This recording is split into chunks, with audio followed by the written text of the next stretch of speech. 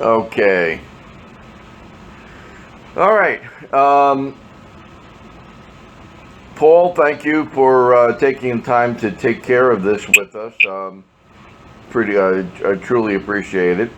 Sure. Like I said when we first talked about this, I'm looking to get a little perspective behind the scenes, the story, what goes on that the audience never really gets to see.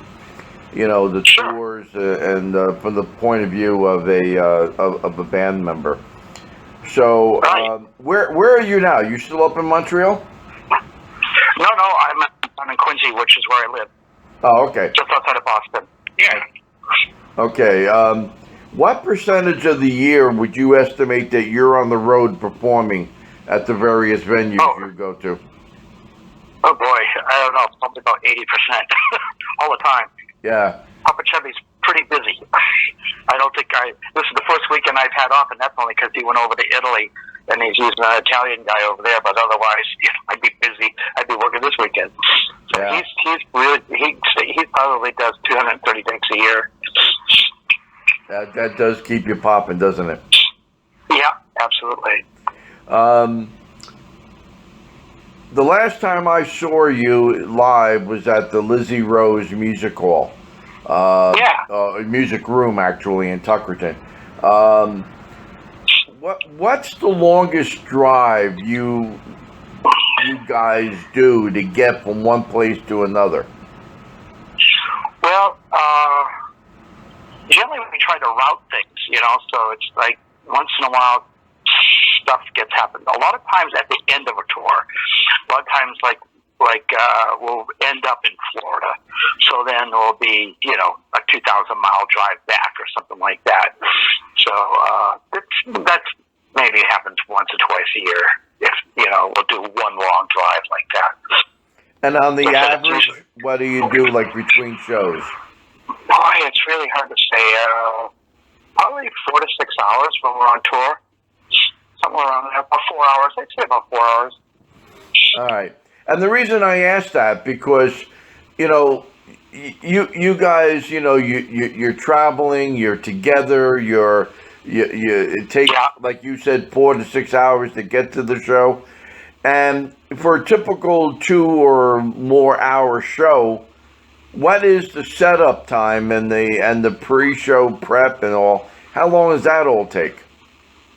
Well, let's see. I mean, typically, like if we're on tour or even at home, let's say the show's at 8 o'clock. We'll probably get to the place around 4:30, 5 o'clock. Usually 5 o'clock.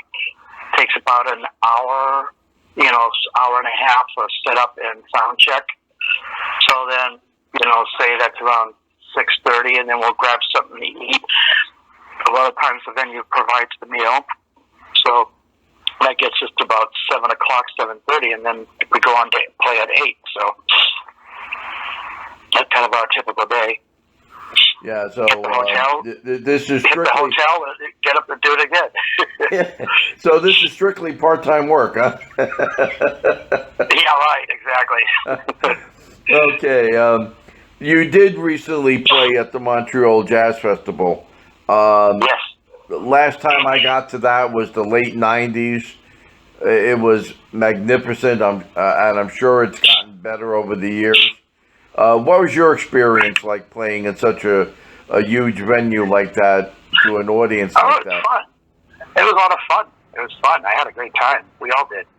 So, I mean, it's always, I just, hard to say, it's hard to explain, but I just try to concentrate on what's going on musically and just trying to kind of put it out into the audience.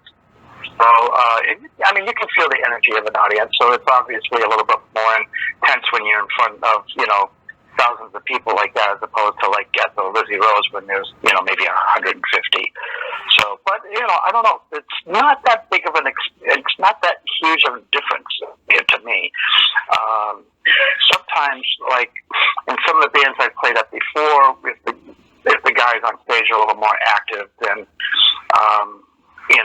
you might move around a little bit more actively on stage, on a big stage like that than you would on a small stage where you're just kind of standing there. But I generally kind of stay in one spot by the drums and try to lock with him and with the rest of the band. So yeah, it's hard to set the question. Yeah, obviously from the point of view of an audience member, the smaller venues are great for us because we, have a little more up close and personal. Sure. I really like that aspect of places like Lizzie Rose or some of the smaller venues, even like Chen's up in Rhode Island. Right. Those are really nice little places to see a performer.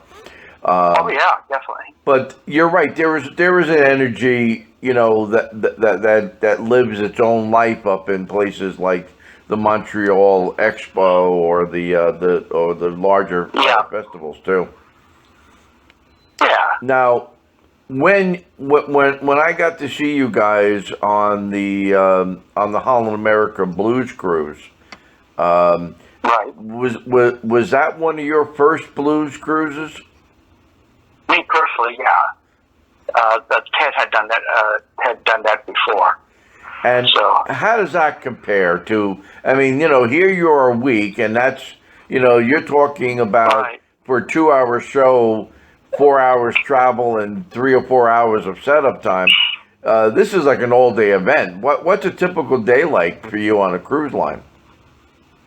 Oh, it's actually fun. It's kind of like living in a small city, but everybody's like, it's like a big family. It's like a big, huge family. It's lots of fun. Get to meet a lot of people. Everybody was very friendly, and the real fun part, of course, is getting to see our fellow musicians, friends of ours, and a lot of times the only time we ever run into each other is during festivals and things. So it was really fun. I got to meet a couple of musicians I'd always wanted to meet, and and there's some new guys that I was enjoying too. So it was great. It was a really good time. So yeah, well, I mean, usually, and they try to make the schedule. Our schedule changes around because it gives the people there an opportunity to see it. So, like, one day we may be playing, and 2 or 3 other bands are playing, and the next day we're playing again, but 2 or 3 different bands are playing the time we're playing. So they try to make it so that everybody has a chance to see all the bands at least once or something like that, which is kind of cool. Yeah, it was, and that was one hell of a cruise, let me tell you. And you guys really rocked that aft pool the first day I saw you out there. That was fun. Yeah, we were up on the second level watching you right like equal with the stage, looking down, which I'm sure you've seen the video that I posted. Like we were like right behind definitely. Dave Keys, when he was playing. So I had a good look at you and Popa Chubby. Cool, that's great. One of the things that's always struck me was the ease in which you guys can walk out onto a stage. I mean, you're all professionals. It's obvious that you know what you're doing. But when you get into these pro jams, like on the ship and other places that I've seen these things happen, is there some pre-coordination about what's going to be done, or or is it all just a go with the flow? Not at all. No. No. I mean, I'm a side man, so I don't know what the leaders do. I'm sure leaders have like a couple of songs in mind that they think everybody would know. I mean, it's kind of like an unwritten rule. Let's all do something like, not too difficult that chances are if you're a blues guy, blues rock guy, that you're going to know that song, So, so I'm sure their process is different than mine. Mine is just get up there and hope you know all the songs that they're going to call off. If not, then you fly by the seat of your pants, so kind of how that goes. So, but it's usually, people, in fact, I mean, I'm pretty sure sometimes I've seen people get up there and, I don't know, it's just people go, well, how about this song? Yeah, everybody knows it. Okay, let's do that. It's kind of like how that goes.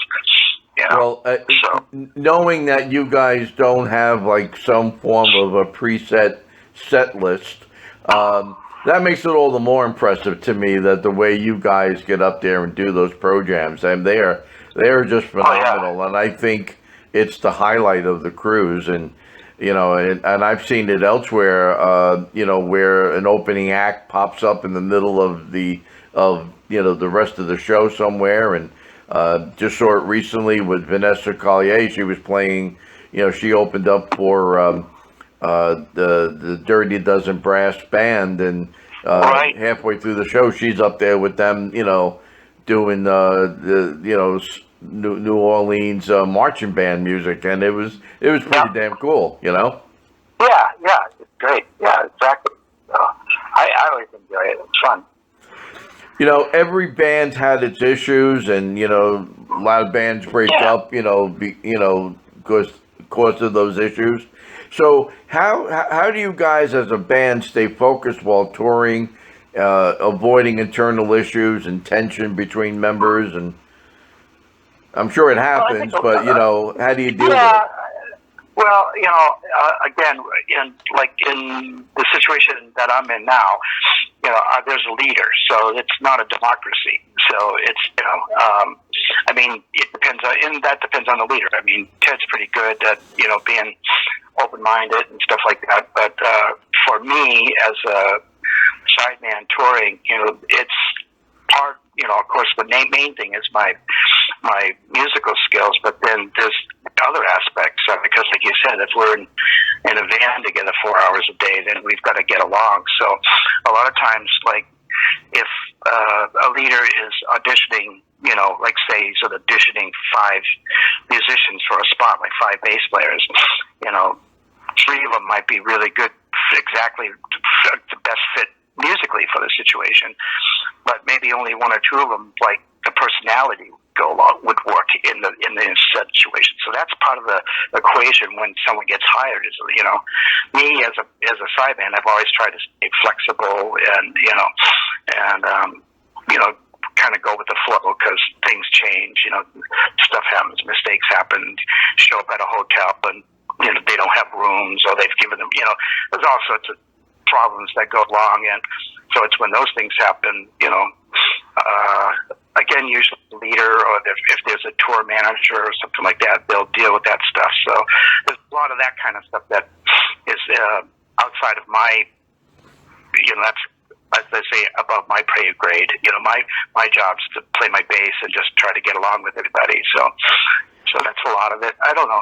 Sometimes, things happen. That's why bands change sometimes. Like guys just don't get along for one reason or another. It's not like not that their playing's any different. It's just, or even that their personality's bad. Maybe they're just their kind of personality doesn't get along with the other personalities. So it's a little different when there's a leader, like it is like with Popa Chubby or Eric Gales, or when there's a name there. But they're kind of hiring us to play our music, but also they want someone that they can get along with. So I try to support the band. I try to support the leader. I try to, there's stuff that he does that I stay out of his shoes. Like a lot of times people will come up and ask me a question. I go, oh, that's something you do. The sound man will go, ask me a question. I go, well, that's the leader's job to answer that question, not mine. So I kind of redirect them that way. But for them, I try to support the leader too, in any way that I can, if I can be helpful. So. No, yeah. I don't know if that answers your question at all. No. It did.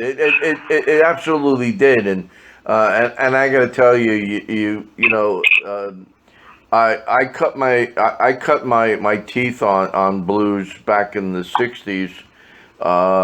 And I've been addicted ever since. But the Willie Dixons and the Jack Bruces throughout the year were, I always gravitated to that side of the stage. And right. So cool. Bass to me is like the blood pressure.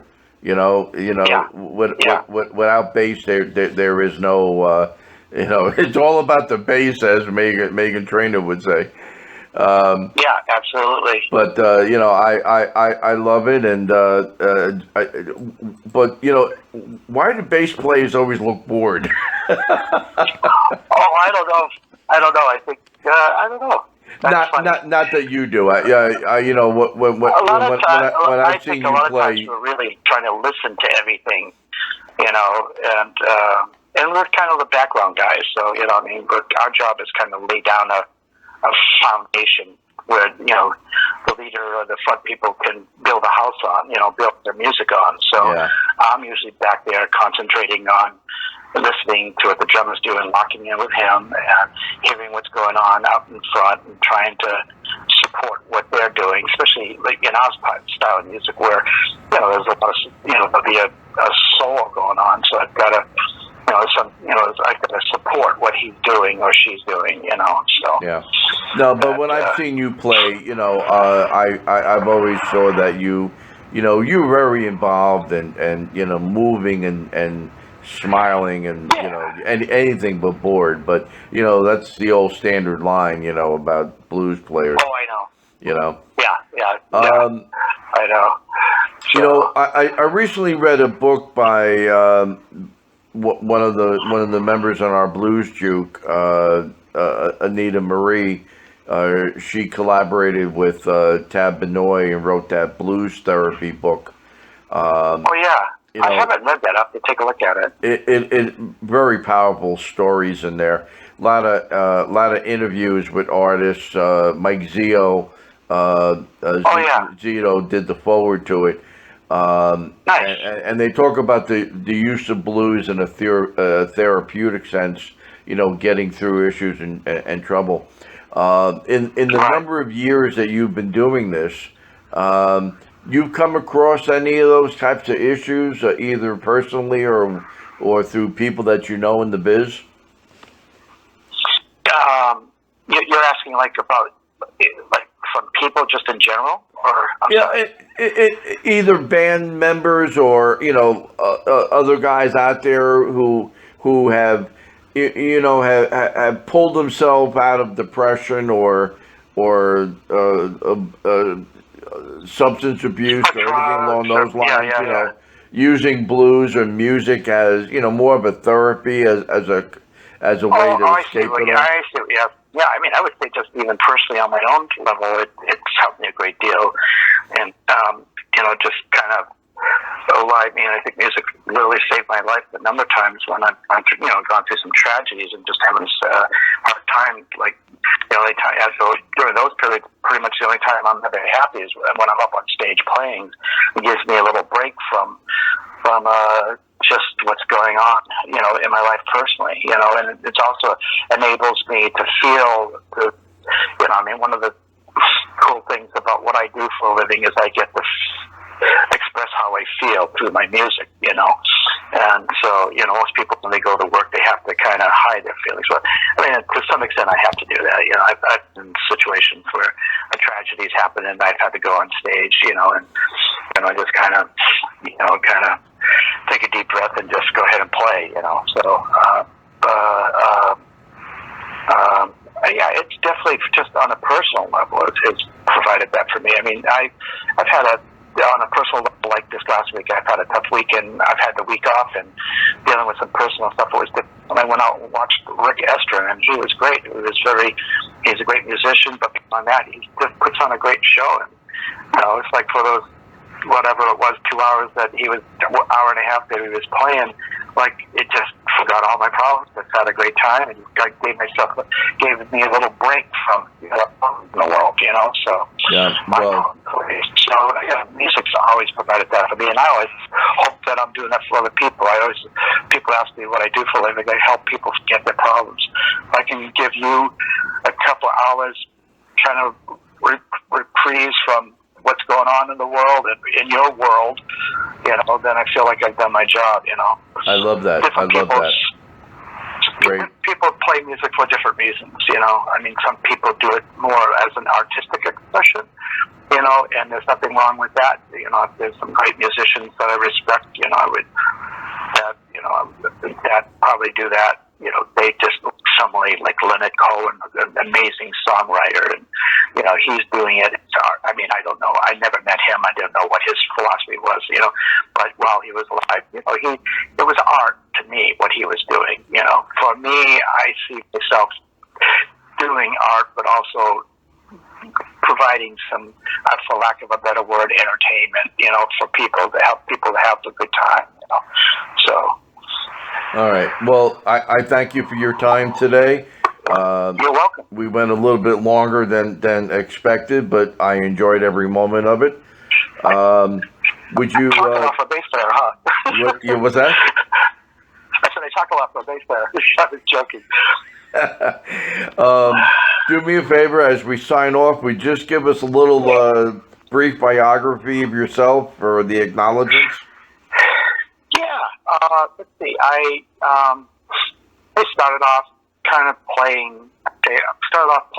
Kind of oddly enough when I was 17. A friend of mine's dad was a drummer that worked in kind of a lounge band, and he needed a bass player, and I actually started playing with him. So, I was with the guys that were learning Led Zeppelin and all that, but I was making money doing, The Shadow of Your Smile and stuff. So, but I went to college, and when I got out of school, a guy hired me to go on the road, and we were doing more kind of a jazz funk stuff. And then I've moved over to working with an R&B blues singer, and who since moved. Nobody will know, but somebody since moved over to Europe. And then from that, I kind of moved into blues, and I really started, schooled myself in it, and started playing around. And I had moved out to the LA area. I was playing with local guys out there, and kind of learning stuff. I used to go and watch Bill Stuvey play with the Mighty Flyers, and there's some amazing bass players out there. Larry Taylor was another one who used to be in Candye and went on to play with in projects. Tom Waits, and just he's an amazing player. Anytime I had a chance, I'd go watch him. Those are my education. Go and watch those guys play, and Bill was always very helpful. I would talk to him after his shows, and he was probably my main inspiration playing wise. And so I started working with Eric Sardinas, who's a blues rock slide guitar player, and we just started doing more traditional stuff. I only played upright with him for a while, a couple of years, I think. And then he slowly evolved and re-evolved, and he started moving to a blues rock thing. I toured with him for a number of years, and when that ended up,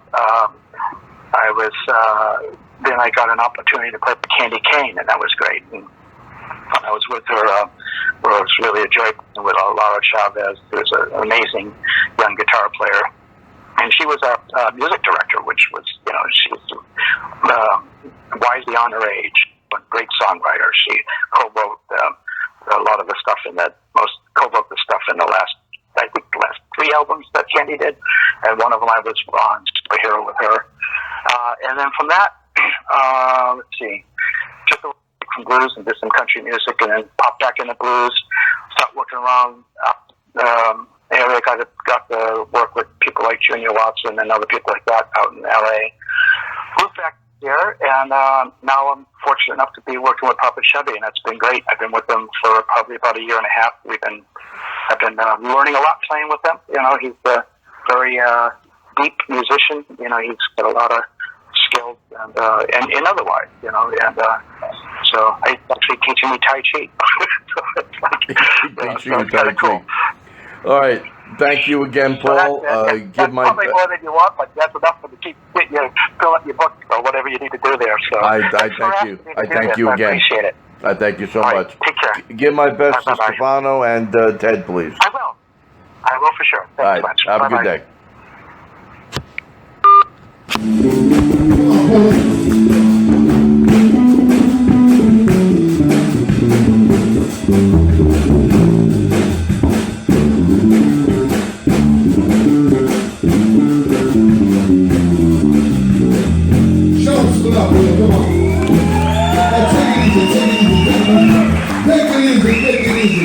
Take it easy.